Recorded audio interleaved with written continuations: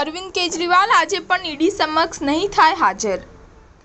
કથિત દારૂ કૌભાંડના લઈને ઈડી દ્વારા અનેક વખત અરવિંદ કેજરીવાલને નોટિસ પાઠવવામાં આવી છે કે તે પૂછપરછ માટે હાજર થાય, પરંતુ હજુ સુધી જેટલી પણ વાર નોટિસ મોકલવામાં આવી છે તેનો ઇનકાર દિલ્હીના મુખ્યમંત્રી અરવિંદ કેજરીવાલ દ્વારા કરવામાં આવ્યો છે।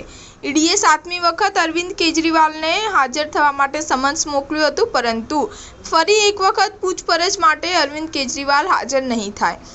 આમ આદમી પાર્ટી દ્વારા જણાવવામાં આવ્યું છે કે આ મામલો હજી કોર્ટમાં છે। મહત્વનું છે કે આ કેસને લઈ આગળની સુનાવણી 16 માર્ચે થવાની છે।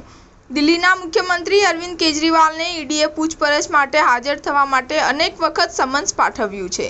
કથિત દારૂ કૌભાંડને લઈ ઈડી દ્વારા સમન્સ મોકલવામાં આવી રહ્યું છે। હજી સુધી ઈડીએ 6 વખત સમન્સ પાઠવ્યા હતા, પરંતુ તે એક વખત પણ હાજર થયા ન હતા।